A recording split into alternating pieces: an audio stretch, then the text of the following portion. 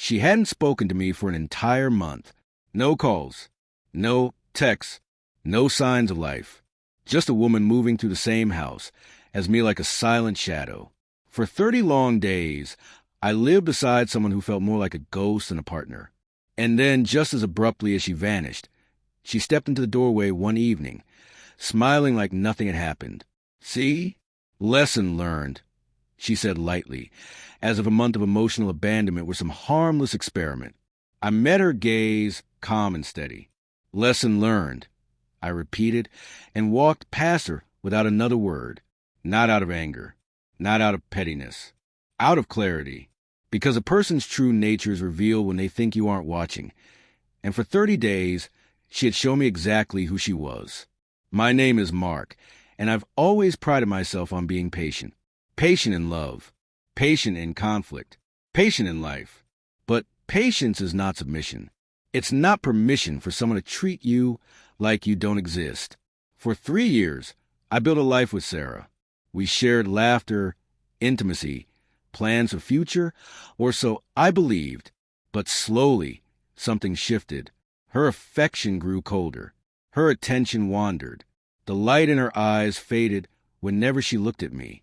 I tried to fix it with kindness, notes, small gestures, quiet evenings set aside just for us. Nothing changed. By the end of the 3rd month, one truth was unavoidable. She had stopped caring. Not just about the relationship, about me. Then came the month of silence.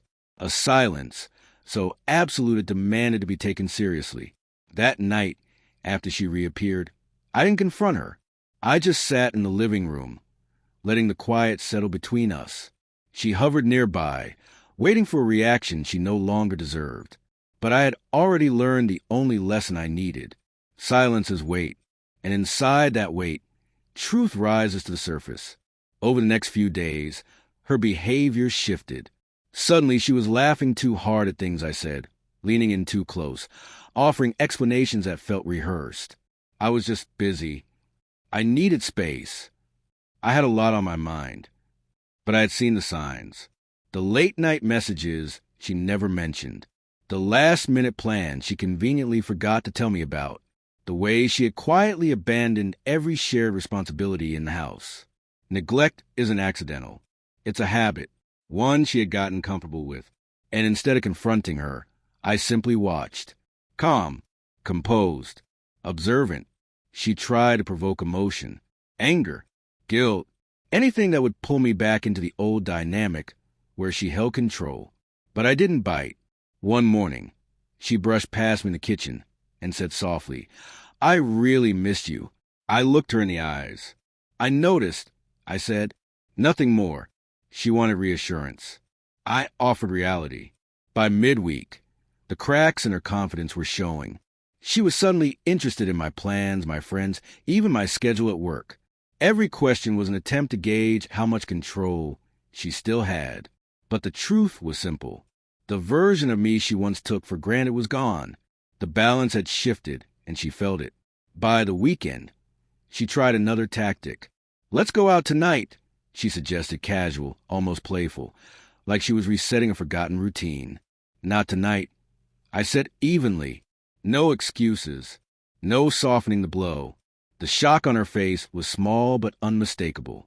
She had expected the same man she'd ignored for a month to immediately fall back in line. Instead, she met someone new, someone who had learned his own lesson in the silence she created. Over the next few days, she kept trying. Light touches, forced laughter, little jokes meant to pull me in. Each attempt reflected the very respect she had withheld for so long. And slowly, she began to understand how it felt to be disregarded. Then came the question I had been expecting.